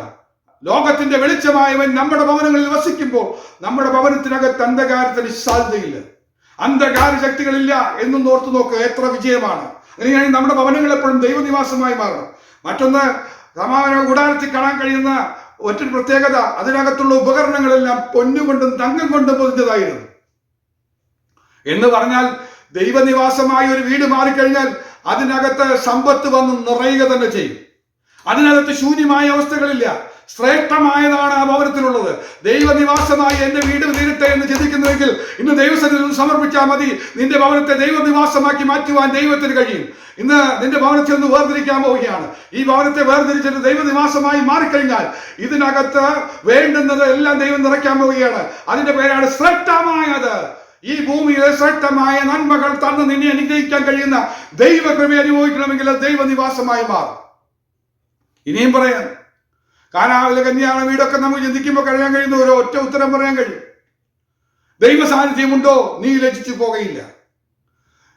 ഒരു ഭവനം ദൈവനിവാസമായി മാറിയാൽ, അല്ലെങ്കിൽ എന്റെ ഭാഷയിൽ പറഞ്ഞാൽ ബഥേലായി മാറിയാൽ, ഒന്നും കൂടെ പറഞ്ഞാൽ ദൈവഭവനമായി മാറിയാൽ, ദൈവത്തിന്റെ സാന്നിധ്യമുള്ള ഭവനമായി മാറിയാൽ ആ ഭവനത്തിലുള്ള പ്രിയപ്പെട്ടവർ ലജ്ജിച്ചു പോകുകയില്ല. കാരണം ദുഷ്ട അന്ധകാരത്തിന് സ്വാധീനമില്ലാത്തതാണ് അവിടെ കാര്യം. ഒന്നും കൂടെ പറഞ്ഞാൽ വിളക്ക് കത്തുന്നു എന്ന് പറഞ്ഞാൽ അവിടെ എണ്ണയുണ്ട്, ഇടിച്ചെടുത്ത തെളിവുള്ള ഒലിവെണ്ണകൾ കൊണ്ട് നിരന്തരം കത്തിക്കൊണ്ടിരിക്കുകയാണ് എന്ന് പറഞ്ഞാൽ ആത്മശക്തിയുടെ ഒരു നിറം അനുഭവിക്കുന്ന ഭവനങ്ങളാണ് ദൈവ സാന്നിധ്യം അനുഭവിക്കുന്നത്. എത്ര പേർ അതിനുവേണ്ടി ഒരുങ്ങുന്നു? ഒരു ആത്മശക്തിയുടെ നിറവിന് വേണ്ടി. ഓഹോ യേശുവിന്റെ രക്തത്താൽ ചെയ്യാം. ഇന്ന് നമ്മുടെ ഭവനങ്ങളൊക്കെ ആത്മശക്തിയുടെ നിറവിനാൽ നിറയട്ടെ. അത് നിറഞ്ഞു കവിയുമ്പോ അനുഭവങ്ങൾ മാറാൻ പോകുകയാണ്. അത് ഭവനം, അത് ഹല്ലേലൂയ ദൈവനിവാസമായി മാറുകയാണ്. മറ്റൊരു ഉദാഹരണം കൂടെ ചരിത്ര ഭാഗത്തു നിന്ന് പറയുന്നുണ്ട്. കുറേനക്കാരനായ ശീമോൻ യേശുവിന്റെ ക്രൂശ് ചുമന്നുകൊണ്ട് മുന്നോട്ട് പോയ ചരിത്രം പറയുന്നു. ആ രക്തക്കറയുമായി ആ വസ്ത്രവുമായി ഒരു മനുഷ്യൻ വീട്ടിനകത്തേക്ക് ചെന്ന് കയറി, തന്റെ ഭവനത്തിലേക്ക് ചെന്ന് കയറി. ആ വീടന്ന് തൊട്ട് ഞാൻ പറയട്ടെ, അത് ദൈവഭവനമായി മാറി.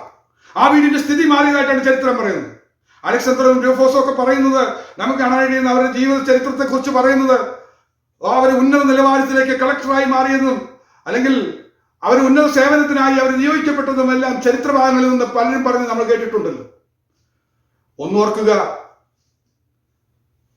തിരുവചനത്തിൽ തലമുറകളുടെ പേര് വരത്തക്കവണ്ണം ആ ഭവനം മാറിയത് എപ്പോഴാണെന്ന് ചോദിച്ചാൽ അല്പം തിരുനിണവുമായി ഒരു മനുഷ്യൻ വീട്ടിനകത്ത് കയറിയതാണ്. യേശുവിന്റെ തിരുനിണത്തിന്റെ സാമീപ്യം മനസ്സിലാക്കി അനുഭവിച്ച ഒരു വ്യക്തി ഒരു വീട്ടിൽ വന്ന് കയറിയാൽ ആ വീട്ടിനോടൊപ്പം സംഭവിക്കുന്ന കാര്യം, തിരുനിണത്തിന്റെ ശക്തിയുടെ മുന്നിൽ അന്ധകാര ദുർഭൂത ശക്തികൾ എത്ര കൊടികുത്തി വാഴുന്ന വീടാണെങ്കിലും അതിൽ നിന്ന് അത് വിട്ടിറങ്ങിപ്പോകും, നിൽക്കാൻ കഴിയില്ല. കാരണം ഇത് പരിശുദ്ധ നിണമാണ്. ഹല്ലേലൂയ! ഈ പരിശുദ്ധ നിണത്തിന്റെ ഒരു തെളിപ്പ് ലഭിച്ച ദൈവമക്കളെ, നിന്റെ ഭവനം ദൈവനിവാസമായി മാറുന്നതിന് തടസ്സമൊന്നുമില്ല. ദൈവനിവാസമായി അത് മാറിയതാ. എന്നാൽ ആ ഭവനത്തെ നീ നശിപ്പിക്കാൻ ശ്രമിക്കരുത്. ദുഷ്ട അന്ധകാരത്തിന്റെ പദ്ധതി എന്താണ്? ദൈവത്തിന്റെ നിവാസങ്ങളെ ശത്രു ഇടിച്ചെടുത്ത് അവ തന്റെ അവകാശമാക്കി മാറ്റുകയാണ് തന്റെ തന്ത്രം.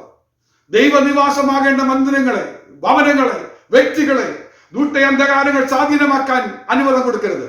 ദുഷ്ട അന്ധകാരത്തിന് ഇടം കൊടുക്കരുത്, പിശാചിന് ഇടം കൊടുക്കരുതെന്ന് പറഞ്ഞതിനാണ്. എപ്പോഴാണ് പിശാചിന് ഇടം വരുന്നതെന്ന് ചോദിച്ചാൽ, ഒന്ന്, അവിടെ വിശുദ്ധിക്ക് സ്ഥാനമില്ലാതെ വന്ന് ദൈവമന്ദിരം അതിൽ പരിപാലിക്കപ്പെടേണ്ട വിധത്തിൽ പരിപാലിക്കപ്പെടുന്നില്ലെങ്കിൽ ദൈവസാന്നിധ്യം വിട്ടുമാറും. ദൈവസാന്നിധ്യം വിട്ടുമാറിയാൽ കഴിഞ്ഞ നാളിൽ അനുഭവിച്ചിരുന്ന സന്തോഷവും സമാധാനവും ഒക്കെ നഷ്ടപ്പെട്ട് തന്നിലും ബലമേറിയ 7 പേരെയും കൊണ്ടുവരുന്ന ദുഷ്ട സന്ധകാര ശക്തികൾ ഭവനത്തിലേക്ക് കൊടികുത്തി കയറി, അല്ലെങ്കിൽ നിന്റെ വ്യക്തിപരമായ ജീവിതത്തിലേക്ക് കയറി വരും. അത് 1, 2, 3 എണ്ണമെടുക്കാൻ കഴിയാതെ വണ്ണം 1000 പെരുകി വന്നേക്കാം. അതിന് ഇടം കൊടുക്കാതെ ഇന്ന് മനം തിരിഞ്ഞ് മാനസാന്തരപ്പെട്ട് മടങ്ങി വരുവാനുള്ള സമയമായിട്ട് ഇന്ന് ഈ സമയത്ത് നമ്മൾ വേർതിരിക്കേണ്ടതുണ്ട്. അപ്പോൾ ദൈവനിവാസങ്ങൾ തകരുന്നതിന് പല കാരണങ്ങളും. ഒന്നാമത്തെ കാരണം ഞാൻ ഇനി വീണ്ടും പറയാൻ പോകുകയാണ്. ഒന്ന്, നമ്മുടെ ജീവിതത്തിൽ അവിശ്വസ്തത വരുമ്പോഴാണ് തകരുന്നത്. വിശുദ്ധി നിന്റെ ആലയത്തിന് എത്ര ഉചിതം തന്നെ, വിശുദ്ധിയാണ് ആലയത്തിന് ഉചിതമായിരിക്കുന്നത്. അതിനു പകരം ശൂന്യമാക്കുന്ന മ്ലേച്ഛത വന്നു കയറിയുമ്പോഴാണ് ആ നിവാസം നഷ്ടപ്പെട്ടു പോകുന്നത്. എപ്പോഴാണോ മ്ലേച്ഛമായ കാര്യങ്ങൾ നിന്റെ ഭവനത്തിലോ നിന്റെ വ്യക്തിപരമായ ജീവിതത്തിലോ വന്നു കയറുന്നത്, ആ സമയത്ത് തിരുസാന്നിധ്യം നഷ്ടപ്പെടുകയാണ്. ഏദൻ തോട്ടത്തിലെ ദൈവസാന്നിധ്യം നഷ്ടപ്പെട്ടത് എപ്പോഴാണെന്ന് ചോദിച്ചാൽ, ഒരു സാധാരണ നിലയിൽ ചിന്തിക്കുന്നവർ പറയും ആദാമും ഹവ്വയും പഴം പറിച്ചു തിന്നു, അതാണ് അവരുടെ പരാജയം എന്ന് പറയും. അതിനേക്കാളും ഒരു ലെവലും കൂടെ മനസ്സിലാക്കിയവർ പറയും അവർ അനുസരണക്കേട് കാണിച്ചു, അതുകൊണ്ടാണ് ദൈവസാന്നിധ്യം വിട്ടുപോയെന്ന് പറയും. എന്നാൽ യഥാർത്ഥമായി യഥാർത്ഥ ധ്യാനത്തിലേക്ക് ഒരു അല്പം കൂടെ ഹയർ ലെവലിൽ ചിന്തിക്കുകയാണ് എന്ന് പറയാനായിട്ട് കഴിയുന്നത്, ദൈവസാന്നിധ്യം നഷ്ടപ്പെടാനുള്ള കാരണം അവർ ദൈവത്തെ അവിശ്വസിച്ചു. കർത്താവ് പറഞ്ഞത് അവിശ്വസിച്ചു, പിശാച് പറഞ്ഞത് വിശ്വസിച്ചു. നിങ്ങൾ ദൈവത്തെ പോലെയാകും. അവൻ പറഞ്ഞ ചില ചിന്തകളാണ് ഏറ്റെടുത്തത്. അവിടെയാണ് പരാജയം സംഭവിച്ചത്. ദൈവത്തെ അവിശ്വസിക്കുന്നത് കൊണ്ടാണ് തിരുനിവാസങ്ങൾ നഷ്ടപ്പെടുന്നത്. എപ്പോഴാണ് നിങ്ങൾക്ക് ദൈവത്തെക്കുറിച്ച് സംശയം വരുന്നത്? സംശയം വരാൻ സാധ്യതയുണ്ട്. എപ്പോഴാ? ദൈവം മൗനമായും സ്വസ്ഥമായിരിക്കുന്നു എന്ന് നിനക്ക് തോന്നുന്ന ചില സന്ദർഭങ്ങളിൽ അവിശ്വാസം വന്നു കയറിയാൽ തിരുസാന്നിധ്യം നഷ്ടപ്പെട്ടു പോകാം. നഷ്ടപ്പെടുത്തി കളയല്ലേ? അതുകൊണ്ടാണ് ഈ തിരുവചന ധ്യാനത്തിലൂടെ നമ്മളെ ശ്രദ്ധേയമായി നമ്മളെ പഠിപ്പിക്കുന്നത്, ഒരിക്കലും ദൈവത്തിന്റെ മൗനം കണ്ട് നിങ്ങൾ വിഷമിക്കേണ്ട, അതിനെക്കുറിച്ച് നിരാശപ്പെടേണ്ട. അവിശ്വാസം നിങ്ങളുടെ ഹൃദയത്തിൽ കയറി വരണ്ട. എന്താ കാരണം? അവിശ്വാസം കയറി വന്നാൽ തിരുസാന്നിധ്യം നഷ്ടപ്പെടും. തിരുനിവാസം എന്ന പദ്ധതി നഷ്ടപ്പെട്ടു പോകും. അവിടെയെല്ലാം പരാജയമായി സംഭവിക്കും. എന്നാൽ ദൈവസാന്നിധ്യം നിന്റെ ജീവിതത്തിൽ വരണമെങ്കിൽ അവിശ്വാസത്തിന് സ്ഥാനം കൊടുക്കരുത്. എന്റെ കർത്താവ് മൗനമായിരിക്കുമ്പോൾ എനിക്ക് വേണ്ടി ശ്രേഷ്ഠമായത് ഒരുക്കുകയാണെന്ന് ചിന്തിക്കുക. ആ വലിയ വാക്തത്വം ഏറ്റെടുത്താൽ പ്രതിസന്ധിക്ക് പരിഹാരം വരും. അപ്പൊ മൂന്നാമത്തെ കാര്യം പറയാൻ പോവുകയാണ്. മൂന്നാമത്തെ കാര്യം പറയുന്നത് ഇങ്ങനെയാണ്: ദയമാസ് ഈ ലോകത്തെ സ്നേഹിച്ചിട്ട് പോയി എന്ന് പറയുന്നുണ്ട്. ലോകസ്നേഹം ദൈവസ്നേഹത്തോടെ ശത്രുത്വമാകും. യാക്കോബ് അപ്പോസ്തലൻ പറയുന്നത് അങ്ങനെയാണ്. എങ്കിൽ ഓർക്കുക, ലോകസ്നേഹം നമ്മെ കൊടികുത്തി വാഴുകയാണെങ്കിൽ അത് വ്യക്തിപരമായ ജീവിതത്തിലും ഭവനത്തിലും ദൈവസ്നേഹത്തിന് പകരം ലോകസ്നേഹത്തിനാണ് സ്ഥാനം കൊടുക്കുന്നെങ്കിൽ നഷ്ടപ്പെട്ടു. വന്ന് ഇപ്പോൾ ദൈവസഭകളിൽ ലോകസ്നേഹത്തിലേക്ക് പോയിക്കൊണ്ടിരിക്കുക. ലോകസ്നേഹത്തിലേക്ക് ഒഴുകിക്കൊണ്ടിരിക്കുന്ന ദൈവസഭകളിൽ ദൈവസാന്നിധ്യം നഷ്ടപ്പെട്ടുകൊണ്ടിരിക്കുക. ഏതെല്ലാം ആഘോഷങ്ങളുണ്ടോ ആ ആഘോഷങ്ങളെല്ലാം സന്തോഷപൂർവ്വം ആചരിക്കുന്ന ഏത് സഭയുണ്ടോ അവിടെ സംഭവിക്കുന്നത് ലോകസ്നേഹം വന്നു കയറിയപ്പോൾ, ഓണം വന്നപ്പോൾ സെറ്റ് സാരി സെറ്റ് മുണ്ട് കൊടുത്ത് ഓണത്തിന്റെ ഭക്ഷണ ക്രമീകരണങ്ങളൊക്കെ ചെയ്ത് ഓണസദ്യ ഒരുക്കുന്ന സഭകളൊക്കെ പറയുമ്പോൾ നമ്മൾ ചിന്തിക്കും അതൊക്കെ ഒരു നല്ല കാര്യമല്ലേ എന്ന് ചിന്തിക്കുമ്പോൾ സംഭവിക്കുന്ന കാര്യം എന്താണെന്നറിയോ? ദൈവസാന്നിധ്യം വിട്ടുപോകുകയാണ്. നിങ്ങൾ ഈ ലോകസ്നേഹത്തിലേക്ക് ഇറങ്ങുമ്പോൾ അന്ധകാര ദുഷ്ടശക്തികൾ ഇതിനകത്തേക്ക് കയറി വന്ന് അത് താണ്ഡവമാടും. അതിന്റെ ശക്തി നിങ്ങളെ കീഴടക്കും. ദൈവസഭകളിൽ പരാജയത്തിന് മേൽ പരാജയവും, കുടുംബങ്ങൾ തകർന്നു പോകാൻ ഇടവരും. അല്പം കഴിയുമ്പോൾ ഇത്തരം കാര്യങ്ങൾ വന്നു കയറുമ്പോൾ സഭകൾ ശൂന്യമായി മാറും. ഇത് സംഭവിക്കുന്നതിന് കാരണം അതാണ്. അപ്പോ ലോകസ്നേഹം ഈ ദൈവസാന്നിധ്യത്തെ നഷ്ടപ്പെടുത്തുവാനായിട്ട് കഴിയും. നാലാമത്തെ കാര്യം പറയട്ടെ. കർത്താവ് പറഞ്ഞു ഈ ആലയം നശിക്കും. ആലയത്തെ കാണിക്കാനായിട്ട്, അതിന്റെ മനോഹരത കാണിക്കാനായിട്ട് ശിഷ്യന്മാർ യേശുവിനെ കൊണ്ടുപോയി ആ മനോഹരത കണ്ടിട്ട് പറഞ്ഞു, മനോഹരമായ കല്ലുകളാലും തൂണുകളാലും പണിതു തീർത്തിരിക്കുന്ന എത്ര ശ്രേഷ്ഠമായ മന്ദിരമാണെന്നൊക്കെ പറഞ്ഞ് പരിചയപ്പെടുത്തിയപ്പോൾ കർത്താവ് പറഞ്ഞു, കല്ലിന്മേ കല്ല് ശേഷിക്കാതെ വണ്ണം ഇത് നശിക്കുന്ന ഒരു ദിവസമുണ്ട്. എന്ന് പറഞ്ഞാൽ എന്താണ്? കല്ല് കല്ലിനോട് ചേർന്നിരിക്കണം. എപ്പോഴാണ് കല്ല് കല്ലിനോട് ചേർന്നിരിക്കാത്തത്? അവിടെ പരാജയം സംഭവിക്കും. ഒന്നും കൂടെ പറഞ്ഞാൽ ദൈവസഭയുടെ അകത്ത് ഐക്യത വേണം. ഒന്നും കൂടെ പറഞ്ഞാൽ ക്രിസ്തുവാകുന്ന മൂലക്കല്ലിനോട് ചേർന്നിരിക്കുന്ന കല്ലുകളായി പരസ്പരം ചേർന്നിരിക്കണം. പരിശുദ്ധാത്മാവിന്റെ ചാന്തുമായി ബന്ധിക്കപ്പെട്ട് കല്ലുകൾ തമ്മിൽ ചേർന്നിരിക്കണം. എങ്കിൽ മാത്രമേ അത് ദൈവത്തിന്റെ നിവാസമാകുകയുള്ളൂ. എന്നാൽ പലരും സംഭവിക്കുന്ന കാര്യം എന്താണ്? കല്ല് കല്ലിന്മേൽ ശേഷിക്കാതിരിക്കുകയാണ്. ഒരു ഭവനം ശിഥിലമാകുന്നത് എപ്പോഴാണ്? ഭവനത്തിനകത്ത് സ്നേഹമെന്ന ബന്ധം നഷ്ടപ്പെട്ടിട്ട് ഒരു അകൽച്ച വരുമ്പോൾ, ഭാര്യ ഭർത്താവോ മക്കളും തമ്മിലോ ബന്ധങ്ങൾ തമ്മിലുള്ള അകൽച്ച എപ്പോൾ വരുന്നോ അവിടെ സംഭവിക്കുന്നത് എന്താ അറിയോ? തിരുസാന്നിധ്യം നഷ്ടപ്പെടുകയാണ്. ദൈവനിവാസം എന്ന പദ്ധതി നഷ്ടപ്പെടുകയാണ്. ആ പദവി നമുക്ക് നഷ്ടപ്പെട്ടാൽ വരുന്ന പരാജയങ്ങൾ എത്രയാണ്? എത്രയോ നന്മകൾ പ്രാപിക്കേണ്ട സ്ഥാനത്ത് തിന്മയായത് മാത്രം ഭവിച്ചുകൊണ്ടിരിക്കുന്നതിന് കാരണം കല്ല് കല്ലും വിശേഷിക്കാത്ത അനുഭവങ്ങളാണ്. ഇളകിയിരിക്കുന്ന കല്ലുകൾ, ചേർന്നിരിക്കാത്ത കല്ലുകൾ പരാജയത്തിന് കാരണം. അഞ്ചാമത്തെ ഒരു കാര്യം കൂടെ ഞാൻ പറഞ്ഞു നിർത്താൻ പോവുകയാണ്. അഞ്ചാമത്തെ കാര്യം, കർത്താവ് ഒരു ദിവസം ആലയത്തിൽ ചെന്നപ്പോൾ കണ്ടത് അവിടെ വിൽക്കുന്നവരും വാങ്ങുന്നവരുമായി വലിയൊരു തിരക്ക് കാണുന്നുണ്ട്. കർത്താവ് പറഞ്ഞു, എന്റെ ആലയം, എന്റെ പിതാവിന്റെ ആലയം ഇത് വാണിപശാലയാക്കരുത്. ഒരു ചാട്ടവാറുണ്ടാക്കി അടിച്ചു മാറ്റുന്നത് നമ്മൾ കാണുന്നുണ്ട്. എപ്പോഴാണോ ഈ ആലയങ്ങൾ ദ്രവ്യാഗ്രഹത്തിന്റെ വഞ്ചനയിലകപ്പെടുന്നത്, അല്ലെങ്കിൽ ധനത്തിന്റെ വഞ്ചനയിലകപ്പെടുന്നത്, നഷ്ടപ്പെടും. തിരുസാന്നിധ്യം നഷ്ടപ്പെടുന്നതിന് കാരണമാണ്. ദൈവനിവാസത്തിന്റെ എല്ലാ ചിന്തകളും നഷ്ടപ്പെടും. അത് സഭയാകട്ടെ, വ്യക്തികളാകട്ടെ, ഹല്ലേലൂയ, ഭവനമാകട്ടെ, കുടുംബമാകട്ടെ. ദ്രവ്യാഗ്രഹത്തിനാണ് ഒന്നാം സ്ഥാനം എന്ന് വെച്ചാൽ അവിടെ വലിയ പരാജയങ്ങൾ സംഭവിക്കുക തന്നെ ചെയ്യും. അതിന് ഇടം കൊടുക്കരുത്. അത് യേശു ചാട്ടയുണ്ടാക്കി എന്റെ പിതാവിന്റെ ആലയം പ്രാർത്ഥനാലയം എന്ന് വിളിക്കപ്പെടണമെന്ന് പറഞ്ഞത്. എന്ന് പറഞ്ഞാൽ മനസ്സിലായോ? ഈ ദ്രവ്യാഗ്രഹ ചിന്ത വരുന്നതിന് കാരണം എന്താ? ആലയത്തിൽ വേണ്ടുന്ന പ്രധാനമായ കാര്യം, ആലയത്തിനകത്ത് പ്രാർത്ഥന വേണം. പ്രാർത്ഥനാ ജീവിതം നഷ്ടപ്പെടുമ്പോഴാണ് ഇതിനകത്ത് ധനത്തിന്റെ വഞ്ചന വന്ന് കയറുന്നത്. ദൈവനിവാസം എന്ന പദവി മാറി അതൊരു വാണിഭശാലയായി മാറുന്നു. നിന്റെ ജീവിതം ഒരു വാണിഭശാലയായി മാറരുത്. ആലയങ്ങൾ, ദൈവസഭകൾ വാണിഭശാലയായി മാറരുത്. നിന്റെ ഭവനത്തിനകത്ത് ഒരു വാണിജ്യശാലയായി അത് മാറരുത്. അതിനെ ഇടം കൊടുക്കരുത്. എന്നാൽ ഒരു കാര്യം മനസ്സിലാക്കാനായിട്ട് വരുന്നുണ്ട്. യേശുവിന്റെ ചാട്ട അടികൊള്ളുമ്പോ മരണത്തിലേക്ക് പോയിക്കൊണ്ടിരിക്കുന്ന ചിലരെ ജീവനിലേക്ക് കടന്നു വരികയാണ്. ആ ആടുമാടുകൾ ജീവനിലേക്ക് കടക്കുകയാണ്. അതിനെ കെട്ടഴിച്ചു വിടുകയാണ്. ഓർക്കുക, ഇന്ന് ദൈവത്തിന്റെ ചാട്ടയുമായി ചില അടികൾ നീ കൊണ്ടിട്ടുണ്ടെങ്കിൽ അതിന്റെ അർത്ഥം എന്താ? നീ മരണത്തിൽ പോകുന്നതിന് പകരം നിന്നെ വീണ്ടെടുക്കാൻ വേണ്ടിയാണ് ഇന്ന് തിരുവചനത്തിന്റെ ശക്തി നിന്നോട് സംസാരിച്ചത്, ഇടപെട്ടത്. ഈ സംസാരിച്ച തിരുവചനത്തിന് മുമ്പാകെ ഒരു ശുദ്ധീകരണത്തിനായി ഏൽപ്പിച്ചു കൊടുത്താൽ ഉടനെ മടങ്ങി വരാൻ കഴിയും. ദൈവത്തിന്റെ നിവാസമായി നിൽക്കുന്നിടത്തോളം കാലം നിന്നെ തകർക്കാൻ ഒരു ശത്രുവിനും കഴിയില്ല. ഒരു ശത്രുവിനും കഴിയില്ല. ദൈവനിവാസങ്ങളെ അവർ ഒരിക്കലും അവകാശമാക്കാൻ കഴിയില്ല. എന്നാൽ ദൈവനിവാസം എന്ന പദവി നീ സ്വയമായി നഷ്ടപ്പെടുത്തുന്നത് എപ്പോഴാണോ അപ്പോഴാണ് ഈ പരാജയം എല്ലാം സംഭവിക്കുന്നത്. അതിന് വിട്ടുകൊടുക്കരുത്. ഓരോരുത്തരോടും എനിക്ക് പറയാനുള്ളത്, എന്നെ കേൾക്കുന്ന എല്ലാവരോടും എനിക്ക് പറയാനുള്ളത്, ദൈവമക്കളെ, നമുക്കൊന്ന് മടങ്ങി വരാം. അവന്റെ ചാട്ടയുടെ അടി കൊണ്ടിട്ട് ഹല്ലേലൂയ ചിലതൊന്ന് വിട്ടുപോട്ടെ. ഈ ദൈവശക്തിയുടെ വ്യാപാരത്താൽ, വചനത്തിന്റെ ശക്തിയാൽ ചില ദുഷ്ട അന്ധകാരങ്ങൾ വിട്ടുപോകട്ടെ. വീണ്ടും ഇത് നിവാസമായി ഒന്ന് ശുദ്ധീകരിക്കപ്പെടട്ടെ. ആലയം ഒന്ന് പുനഃപ്രതിഷ്ഠിക്കപ്പെട്ടാൽ അത് നിന്റെ ജീവിതത്തിൽ ഒരു വിജയമാണ്. അങ്ങനെയെങ്കിൽ ആലയത്തിനകത്ത് ദൈവശബ്ദമുണ്ട്. ആലയത്തിനകത്ത് തേജസ് നിറഞ്ഞു നിൽക്കുക തന്നെ ചെയ്യും. അങ്ങനെയെങ്കിൽ ഒരിക്കലും ദൈവസാന്നിധ്യം നഷ്ടപ്പെട്ടതായ ഒരു ചിന്ത നിനക്ക് വരികയില്ല. അതിനപ്പുറത്ത് ദൈവികമായ ജയലഭിപ്പാനായിട്ട് ഇടവരും. ഈ തിരുവചനങ്ങളാൽ ദൈവം നിങ്ങളെല്ലാവരെയും അനുഗ്രഹിക്കട്ടെ എന്ന് പറഞ്ഞുകൊണ്ട് എന്റെ വാക്കുകളെ ചുരുക്കുന്നു. ദൈവം നമ്മെ അനുഗ്രഹിക്കട്ടെ, ആശ്വസിപ്പിക്കട്ടെ എന്ന് പറഞ്ഞുകൊണ്ട് എന്റെ വാക്കുകളെ ചുരുക്കുന്നു. സ്തോത്രം.